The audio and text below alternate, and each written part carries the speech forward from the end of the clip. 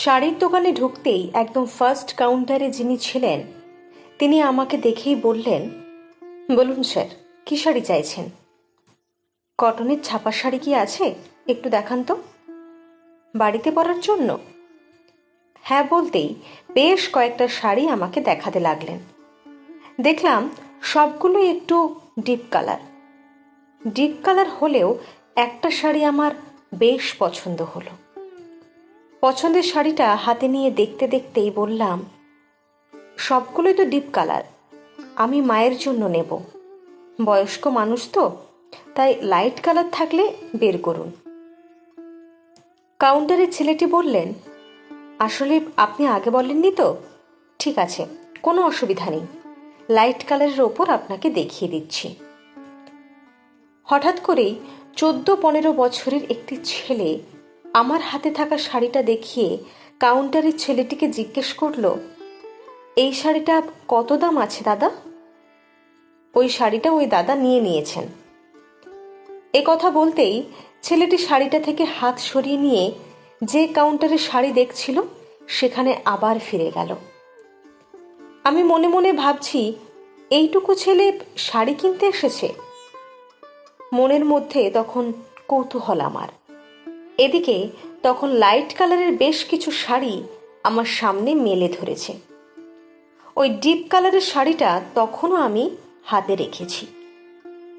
ছেলেটি অন্য কাউন্টারে চলে গেলেও আমার হাতে থাকা শাড়িটার দিকে বারবার তাকাচ্ছে। বুঝতেই পেরেছি আমার হাতে থাকা শাড়িটা ছেলেটির পছন্দ হয়েছে। আমি শাড়িটা রেখে দিতেই কাউন্টারের ছেলেটি বলল, এটা আপনি নেবেন তো? না না, আমি এটা নেব না, ওই ছেলেটির পছন্দ হয়েছে, ওকেই দিয়ে দিন। ভেবেছে আমি শাড়িটা নেব, তাই কিছু বলতে পারছে না। আরে দাদা, ওর যা রেঞ্জ তাতে এটা আসবে না। ওর রেঞ্জে আমি ওকে শাড়ি দেখিয়েছি, প্রায় আধ ঘন্টা হতে চলল, এখনো শাড়ি পছন্দ হলো না। জিজ্ঞেস করলুম ওকে, কার জন্য শাড়ি নিবি? বলল, মায়ের জন্মদিন, মাকে গিফট দেব। আপনি বলুন তো, 350 টাকায় শাড়ি হয়? এমন কথা শুনে ছেলেটার দিকে একবার তাকালাম। নিজের ছোটবেলার স্মৃতিটা নতুন করে ভেসে উঠল আর একবার। আমাদের ছিল নিম্নবিত্ত পরিবার, তখন 11-এ পড়ি। পুজোতে মাকে উপহার দেব বলে একটা শাড়ি কিনে এনে মাকে দিয়ে বলেছিলাম, মা, তোমার জন্য এনেছি। শাড়িটা দেখে মা তো অবাক, জিজ্ঞেস করছিল, এতগুলো টাকা তুই কোথায় পেলি?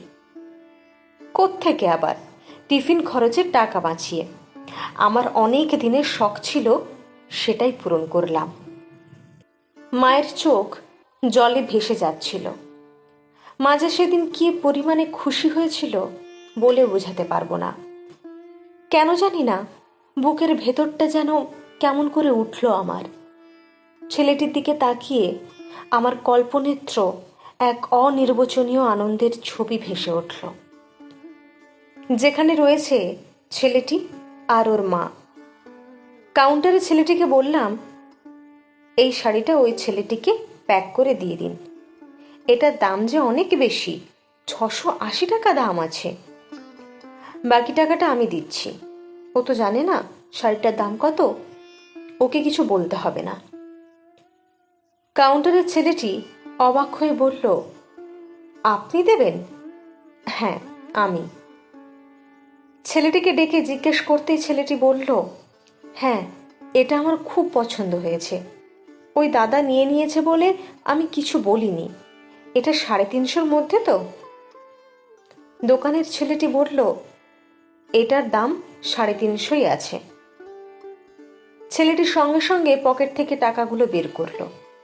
দেখলাম সবগুলোই 10-20 টাকার নোট আর কিছু কয়েন। বুঝতে পারলাম ওগুলো ওর নিজের জমানো টাকা, ঠিক যেভাবে আমি জমিয়েছিলাম 1 টাকা 2 টাকা করে। ছেলেটির চোখে মুখে সে এক অন্যরকম আনন্দ, একটা আলাদা খুশি। নিজের জমানো টাকা দিয়ে অনেক বড় একটা আনন্দ কিনে নিয়ে গেল।